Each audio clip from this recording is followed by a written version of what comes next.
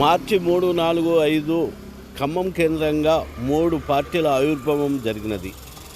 ఈ 3 విడిపోయిన పార్టీలే ఈరోజు కలుసుకోవటానికి కారణం ఏంటంటే ఫాసిజాన్ని ఎదుర్కోవటానికి ఐక్యంగా ముందుకు కదలాలని ఒక కారణం చెప్తున్నారు. ఈ సందర్భంగా ఇంకా విడిగా ఉన్న ఎర్రజెండా పార్టీలు కూడా కలవటానికి ప్రయత్నిస్తే ఆ రూట్లో మేము ప్రయత్నం చేస్తాము. వాళ్ళు కూడా సహకరిస్తే భారతదేశంలో ఏకపార్టీ కమ్యూనిస్టు పార్టీగా మళ్ళీ అవతరించే అవకాశం ఉంది. ప్రజలకు న్యాయం చేకూర్చే అవకాశంగా ఉంది.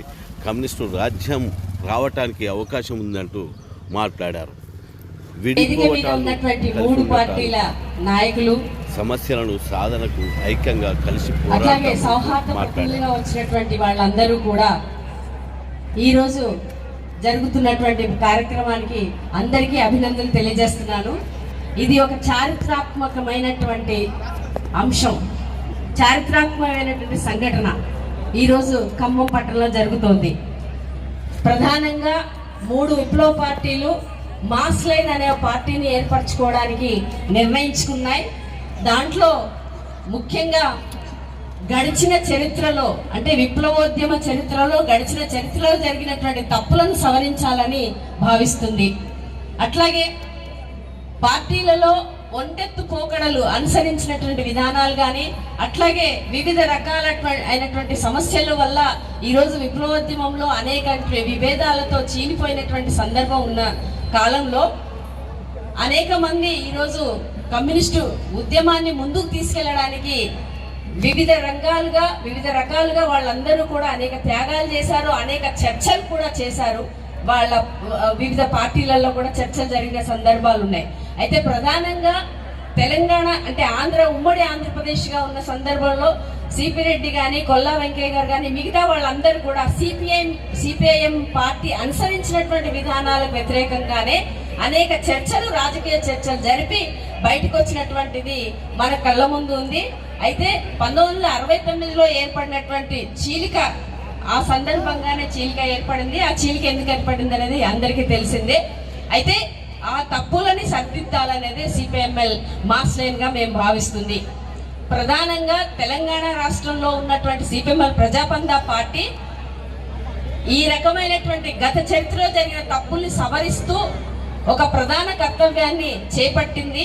ఆ ప్రధాన కర్తవ్యాన్ని చేపట్టిన ఫలితమే ఈరోజు ఈ 3 పార్టీలు కూడా గడిచిన చరిత్రలో జరిగిన వాటిని సవరించుకొని అడుగు ముందుకు ఎలా వెయ్యాలి అనేటువంటిది భావించి ఆ రకంగా ఈరోజు ఒక చర్చనీయాంశానికి తీసుకొచ్చినటువంటి పరిస్థితి ప్రజాపందా చేసింది. ఆ కర్తవ్యాన్ని ప్రజాపందా పార్టీ చేపట్టింది. అందుకనే ఈ రోజు ఖమ్మంలో జరుగుతున్నటువంటి ఈ మీటింగ్ లో మొదటి అడుగు మాత్రమే ఇక్కడ వేస్తున్నాం. దేశంలోని ఉన్న విప్లవ పార్టీలన్నీ కూడా ఏకం కావాలనేది, ఒక సింగిల్ లార్జెస్ట్ పార్టీగా భారతదేశంలో ఆవిర్భవించాలనేదే ఈ మాస్ లైన్ యొక్క ఒక ప్రధాన లక్ష్యము, ఉద్దేశం అనేటువంటిది కూడా చెప్పారు.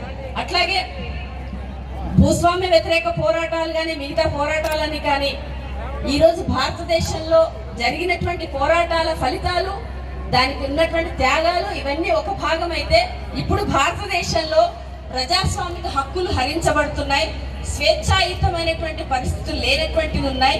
అందుకనే భారతదేశంలో ప్రజాస్వామిక హక్కులు కాపాడుతూ ప్రజా సమస్యల కోసం పోరాడుతూ ఒక స్వేచ్ఛాయుతమైనటువంటి వాతావరణంలో భారతదేశ ప్రజలు జీవించాలనేటువంటి లక్ష్యంతోనే ఈరోజు మాస్ లైన్ పార్టీని ఏర్పడింది.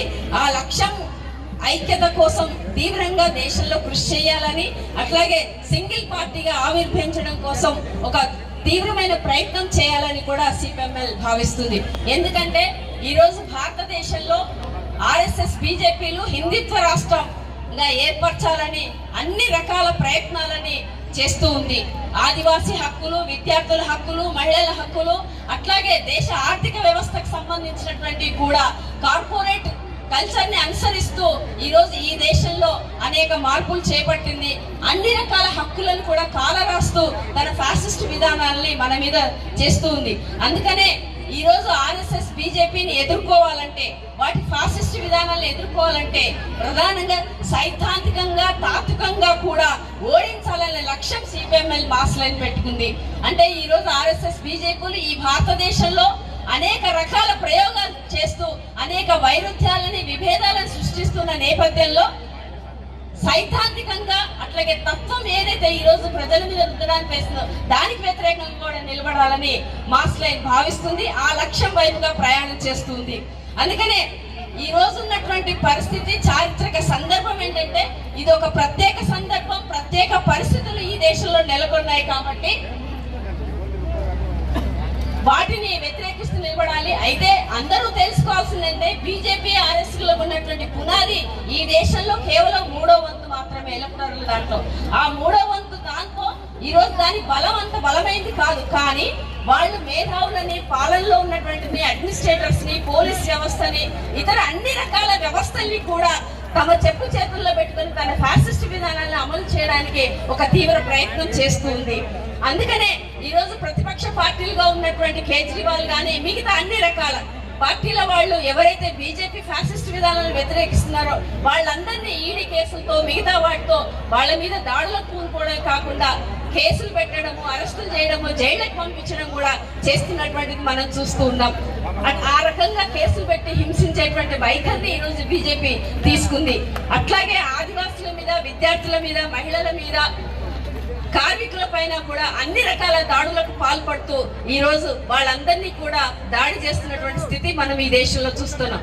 ఈ క్రమంలో భారతదేశంలో ఇండియా కూటమి ఏర్పాటు ఏదైతే ఉందో అది ఒక రాజకీయ ప్రత్యామ్నాయంగా ఆవిర్భవించి ముందుకొచ్చినా కానీ అది కేవలం బూర్జువా పార్లమెంటు ప్రత్యామ్నాయం మాత్రమే, బూర్జువా హక్కులకు సంబంధించిన ప్రత్యామ్నాయం మాత్రమే అనేది కూడా మనం పరిగణలోకి తీసుకోవాలి. అది ఇండియా ఏర్పాటు అనేది మొత్తం ఏదో మారుస్తుంది అనే అంశం కాదు. అది ఈరోజు మనం అది గ్రహించాలని. అయితే ఈ రోజున్న పరిస్థితుల్లో ఈ రోజున్నటువంటి పరిస్థితులని మార్పు చేయడానికి మాత్రమైతే ఏ రూపంలో దాన్ని తీసుకున్నా మనం దాన్ని మార్చడానికి ప్రయత్నం చేయాలి. 10 సంవత్సరాల నరేంద్ర మోడీ పాలనను మనం పరిశీలిస్తే 4 లేబర్ కోడ్లను తీసుకురావడం కానీ, అట్లాగే నూతన ఆర్థిక విధానాలు, న్యూ ఎకనామిక్ పాలసీస్ అంటే నూతన ఉదారవాద విధానాలు ఈ దేశంలోకి ఏవైతే తీసుకొచ్చి వాటిని ఈ రోజు భారతదేశం మీద, భారతదేశ ప్రజల మీద రుద్దడానికి ప్రయత్నిస్తుందో ఆ ఉదారవాద విధానాలకు వ్యతిరేకంగా కూడా పోరాడడానికి ఒక ప్రత్యామ్నాయంగా ఈ రోజు మనం ఎంచుకోవాల్సినటువంటి అవసరం ఉంది. ఈరోజు సిపిఎం, సిపిఐలు సోషల్ డెమోక్రటిక్ పార్టీలుగా ఉన్నాయి. వాళ్ళు ఎన్ఈపీని వ్యతిరేకిస్తున్నామని చెప్తున్నారు. వాళ్ళు ఉన్న రాష్ట్రాలలో దాని అమలుకు సంబంధించింది ఏంటి అనేది కూడా పరిశీలించాలి.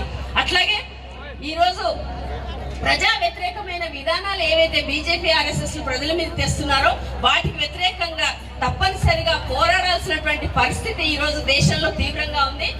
మనము వివిధ విప్లవ పార్టీలు ఇది భారతదేశం అర్థవలస అర్ధభూస్వామ్య దేశమా అనే చర్చ కాదు ప్రధానం. ఈ రోజు అర్ధవలస అర్ధభూస్వామ్య దేశము లేదా ఏటు మార్పులు జరిగాయి అనేవి ఎవరి అంచనాలతో వాళ్ళకు ఉన్నప్పటికీ వాటిని చర్చలుగా ఉంచుకుంటూనే ఈ రోజు బీజేపీ మోడీ ఫ్యాసిస్ట్ విధానాలను వ్యతిరేకించాలి అంటే భారతదేశంలో ఉన్నటువంటి విప్లవ పార్టీలన్నీ ఏకం కావాలి, ఒకే పార్టీగా ఏర్పడాలి అనేదే ఈ రోజు సిపిఎంఎల్ మాస్ లైన్ యొక్క ప్రధాన లక్ష్యం. దానికోసం కృషి చేస్తుంది. అందుకనే ఈ రోజు 3 పార్టీలు కూడా యూనిటీ విత్ డిఫరెన్సెస్ అంటే విభేదాలు, ఐక్యత, రాజకీయ విభేదాలు కొన్ని ఉన్నప్పటికీ ఐక్యత అనేది ప్రధానంగా తీసుకుంది. కాబట్టి దేశంలో ఉన్నటువంటి విప్లవ పార్టీలన్నీ కూడా యూనిటీ విత్ డిఫరెన్సెస్ గానే కలవాలి. రేపు రాబోయే రోజుల్లో ఒక సింగిల్ లార్జెస్ట్ పార్టీగా ఆవిర్భవించాలి.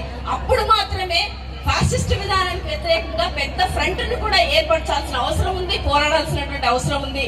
ఈరోజు బీజేపీ ఆర్ఎస్ఎస్ లు భారతదేశంలో నక్సలైట్ ఉద్యమం అంతా బలహీనపడిపోయింది లేదు అనేటువంటి ప్రచారాన్ని చేస్తున్నటువంటి సందర్భం ఉంది. కానీ ఈ రోజు భారతదేశంలో అనేక ప్రజా వ్యతిరేక విధానాలపై పోరాడుతున్న పార్టీలు ఏవి అంటే నక్సలైట్ పార్టీలు అనేటువంటి విషయాన్ని కూడా దృష్టిలోకి తీసుకోవాలి. వ్యవసాయంలో పెట్టుబడి విధానాలు వస్తున్నటువంటి మార్పులు ఏవైతే ఉన్నాయో ఇవన్నీ కూడా మనం పరిగణలోకి తీసుకునే ఈరోజు ఈ 3 విప్లవ పార్టీలు ఏకమయ్యి మాస్ లైన్ పార్టీగా ఆవిర్భవించబోతున్నాయి. ఈరోజు భారతదేశంలో మోడీ ప్రభుత్వం అనుసరిస్తున్నటువంటి ప్రజా వ్యతిరేక విధానాలపైన నూతన నయ ఉదారవాద విధానాలకు వ్యతిరేకంగా పోరాడడానికి సమాయత్తం కావాలి, అందరూ ఏకం కావాలి. అట్లా ఈ భారతదేశంలో ఉన్న వివిధ విప్లవ పార్టీలకు కూడా మేము ఈ వేదిక పై నుంచి పిలుపునిస్తున్నాం. ఆ వైపుగా అన్ని పార్టీలు ఆలోచించాలని, విప్లవ పార్టీ సింగిల్ లార్జెస్ట్ పార్టీగా ముందుకు రావడానికి కృషి చేయాలని కోరుతూ ముగిస్తున్నాం. ప్రతాప్ సింగ్ గారికి ధన్యవాదాలు.